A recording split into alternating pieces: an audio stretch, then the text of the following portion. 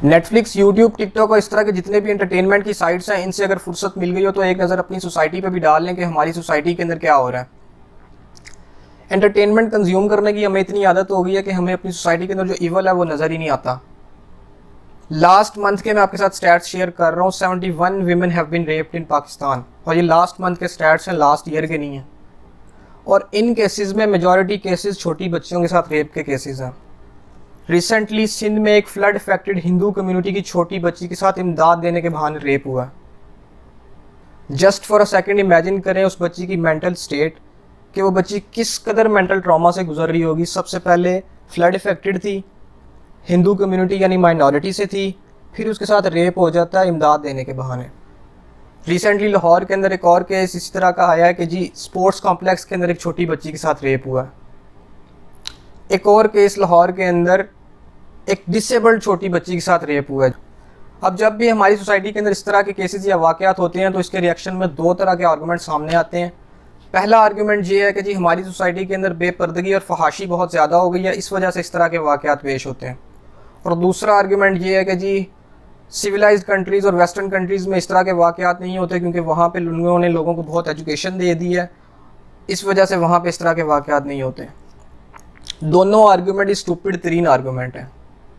सबसे पहली और इम्पॉर्टेंट बात यह है कि रेप एक ऐसा क्राइम है जिसकी कोई जस्टिफिकेशन नहीं है, और इसका रिस्पॉन्सिबल सिर्फ और सिर्फ कल्प्रिट या रेपिस्ट है।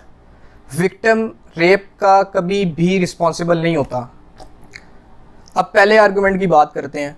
पहला आर्गूमेंट ये था कि जी हमारी सोसाइटी के अंदर फहाशी और बेपर्दगी बहुत ज़्यादा हो गई है, तो ये फहाशी और बेपर्दगी की वजह से मर्दों के अंदर टेम्पटेशन पैदा होती है, तो उसकी frustration in the form of rape निकल जाती है। जहाँ तक तो बात है टेम्पटेशन और फ्रस्ट्रेशन की, तो ठीक है, मान ली ये बात कि फ्रस्ट्रेशन पैदा होती है मर्द के अंदर, बट पॉइंट ये है कि ये frustration in the form of rape नहीं निकलनी चाहिए। अगर आपने टेम्पटेशन की बेस पे ही सोसाइटी को रन करना है, तो हम कैपिटलिस्ट सिस्टम में रह रहे हैं जहाँ पे इनइक्वलिटी बहुत ज़्यादा है, कोई बहुत अमीर है, कोई बहुत गरीब है। फॉर एग्जांपल, एक ट्रैफिक सिग्नल पे एक 10 करोड़ की गाड़ी वाला भी रुक रहा है, उसी ट्रैफिक सिग्नल पे एक बाइक साइकिल वाला भी रुक रहा है, उसी ट्रैफिक सिग्नल पे एक बाइक वाला भी रुक रहा है। अब महंगी गाड़ी वाले को देख के बाइक वाले या साइकिल वाले के अंदर टेम्पटेशन या फ्रस्ट्रेशन पैदा होगी ऑब्वियसली, बट वो फ्रस्ट्रेशन इस फॉर्म में तो नहीं निकलनी चाहिए कि वो जो बाइक वाला या साइकिल वाला है वो उसकी गाड़ी छीन के भाग जाए। हमारी सोसाइटी के अंदर एलीट तो बहुत थोड़ी परसेंटेज में है, मोस्टली जो परसेंटेज है वो बिलो दी पॉवर्टी लाइन रह रहे हैं। तो अगर टेम्पटेशन की ही बात है तो ये जो बिलो दी पॉवर्टी लाइन रह रहे हैं, ये तो थोड़ी सी जो एलीट की परसेंटेज है, ये तो इनके घरों में घुस जाए, इनके ख़जाने खाली कर दें। अब आप इसके आर्गूमेंट में ये बात करेंगे जी रॉबरीज और चोरियाँ भी तो होती हैं, इसी टेम्पटेशन की एक्सरसाइज ही है वो भी। जब रॉबरीज या चोरियाँ होती हैं तो आप कभी भी विक्टिम को थोड़ी ब्लेम करते हैं। आपने कभी कोई रॉबरी हुई हो तो कभी ये कहा है कि जी अमीर पैसा कमाना छोड़ दे या अमीर महंगी गाड़ी में बाहर निकलना छोड़ दे। आप उस रॉबर को या उस थीफ को ही ब्लेम करते हैं ना, आपने कभी विक्टिम को तो नहीं ब्लेम किया। सेम इसी तरह रेप भी एक क्राइम है, इसमें विक्टिम को ब्लेम करने की बजाय जिसने क्राइम किया है रेपिस्ट को क्यों नहीं आप ब्लेम करते। अच्छा, फिर इसी आर्गूमेंट को आगे लेके चलते हैं जी। अगर आप बात करते हैं कि जी मर्दों के अंदर टेम्पटेशन पैदा होती है कि जी मर्द ने बेपर्दगी या फहाशी देखी, उसके अंदर टेम्पटेशन पैदा हुई और किसी पे उसने रेप करके निकाल दी, तो approximately 1.2 to 1.5 million Pakistanis are living in UAE, और मेजर परसेंटेज पाकिस्तानीज़ की ओवर द सीज़ रह रही है, और वहाँ पे बेपर्दगी और फहाशी भी बहुत ज़्यादा है। अब टेम्पटेशन की ही बात है तो ये जो बाहर ओवरसीज़ या यूएई में पाकिस्तानीज़ रह रहे हैं, इनमें एजुकेटेड भी हैं, अनएजुकेटेड भी हैं। ये वहाँ पे जाके क्यों नहीं इस टेम्पटेशन को एक्सरसाइज करते, वहाँ पे जाके क्यों नहीं रेप करते। इतनी फ्रस्ट्रेशन की बात है तो ये जो यूएई में और बाकी ओवरसीज़ जो पाकिस्तानी है, ये तो वहाँ पे जाके किसी को छोड़े ही ना, हर किसी को पकड़ के रेप करना शुरू कर दें। लेकिन ऐसा नहीं होता, क्योंकि वहाँ के कंट्रीज़ में फॉर एग्जांपल यूएई की अगर आप मिसाल लें तो स्टेट ने एक फोर्स अप्लाई की हुई है जिसकी वजह से कोई भी इस तरह की हरकत नहीं कर सकता, और उस फोर्स को अप्लाई करने में हमारी स्टेट नाकाम है, और वो इस बयानिए के पीछे छुप जाती है कि आप विक्टिम को ब्लेम करें, और आप भी विक्टिम को ब्लेम करना शुरू कर देते हैं और स्टेट इस चीज़ से बिल्कुल बरी ज़िम्मा हो जाती है। अब दूसरे आर्गूमेंट की तरफ आते हैं जी। दूसरा आर्गूमेंट ये था कि जी सिविलाइज कंट्रीज़ और वेस्टर्न कंट्रीज़ के अंदर इस तरह के केसेस नहीं होते। तो सबसे पहली बात तो ये है कि आपको किसी ने मिसगाइड किया है।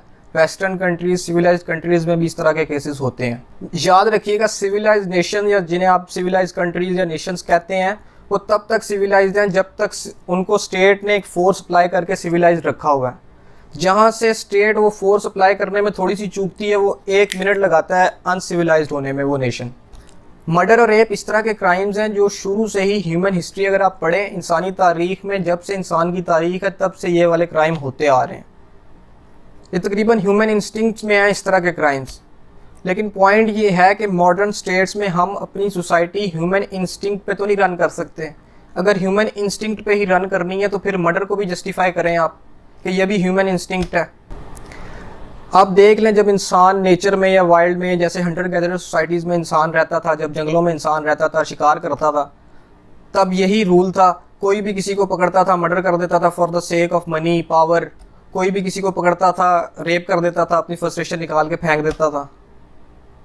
जब 17th 18th सेंचुरी में मॉडर्न स्टेट्स का कॉन्सेप्ट दे रहे थे, सोशल कॉन्ट्रैक्ट थ्योरी जिसे कहते हैं, तो उसका मकसद ही ये था कि हमने रियासतें अपने ऊपर क्यों मुसल्लत करनी है, सोशल कॉन्ट्रैक्ट थ्योरी जिसे कहते हैं। तो उसका कॉन्सेप्ट ये था कि हमने अपनी कुछ फ्रीडम्स गिव अप करनी है अपने ऊपर रियासत मुसल्लत करके। इन रिटर्न स्टेट, रियासत हमें ये चीज़ें प्रोवाइड करेगी। फॉर एग्ज़ाम्पल, हम अवाम जो है वो अपने ऊपर रियासत को मुसल्लत करते हैं, रियासत के हुक्म मानते हैं। फॉर एग्ज़ाम्पल, रियासत कहती है कि तुमने बिजली का बिल देना है, तुमने ट्रैफिक सिग्नल पर रुकना है वरना तुम्हारा चालान होगा। तो अवाम उस हुक्म को मानती है। रियासत कहती है आपने टैक्स देना है, तो अवाम उस हुक्म को मानती है। अपना फ्रीडम जो है वो अवाम गिव अप करती है और स्टेट को दे देती है। इन रिटर्न स्टेट से अवाम डिमांड करती है कि हमें बेसिक ये चीज़ें चाहिए।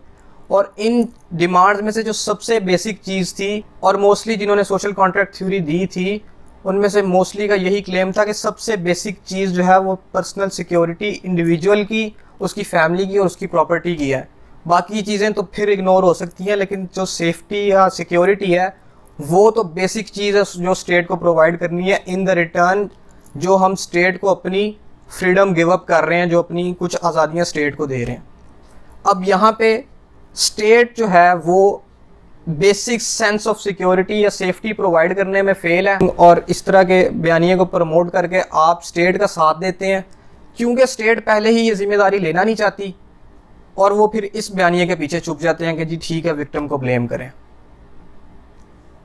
तो पॉइंट ये है कि बजाय इसके कि आप विक्टिम को ब्लेम करें या आप इस तरह की चीज़ों पे क्राइम की रीजंस डालें, आप कल्प्रिट को और रेपिस्ट को ब्लेम करें और स्टेट से सवाल करें कि ये क्यों हुआ है, नहीं होना चाहिए था, बेसिक सेंस ऑफ सिक्योरिटी हमें क्यों नहीं मिल रही।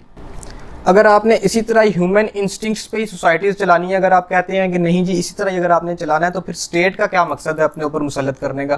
फिर बंद कर दें अदालतें, बंद कर दें कोर्ट्स, रियासतें बंद कर दें, नेचर में चले जाएं दोबारा। वो एक मशहूर फ़िलासफ़ी भी थी कि life in nature was short, nasty and brutish. तो पॉइंट ये है कि मॉडर्न स्टेट्स जो रियासतें थी मॉडर्न, उनका वजूद इसलिए आया था कि हर ह्यूमन को इंडिविजुअली उसकी सेंस ऑफ सिक्योरिटी होनी चाहिए।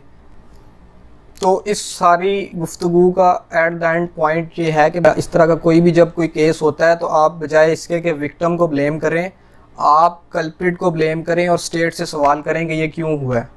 अपना माइंडसेट हमें अपग्रेड करने की ज़रूरत है, वरना ये मसाइल पहले भी स्टेट इनसे बरियो ज़िम्मा है और आगे भी इसी तरह बरियो ज़िम्मा रहेगी अगर हमारा आवाम का यही रवैया रहा। जहाँ तक बात है, अगर आपको लगता है कि हमारे सोसाइटल नॉर्म्स के ख़िलाफ़ है या हमारे रिलीजन के ख़िलाफ़ है बेपर्दगी या फहाशी, ठीक है। अगर आपको ये लगता है कि हमारी सोसाइटी के नॉर्म्स के या हमारे रिलीजन के ख़िलाफ़ है, तो आप एजुकेट कर सकते हैं लोगों को। फ्रीडम ऑफ स्पीच है, आप जिसे भी जाके एजुकेट करें, नो प्रॉब्लम। पर पॉइंट ये है कि जब आप रेप के साथ इसको एसोसिएट कर देते हैं तो फिर आप क्राइम यानी कल्प्रिट का साथ दे रहे हैं, बजाय इसके कि आप स्टेट से सवाल करें या जिसके साथ हुआ है उसके साथ कोई हमदर्दी रखें, आप इनडायरेक्टली जो कल्प्रिट है उसका साथ दे रहे हैं। तो पॉइंट ये है कि अपनी स्टेट से पूछें और अपना माइंडसेट अपग्रेड करें।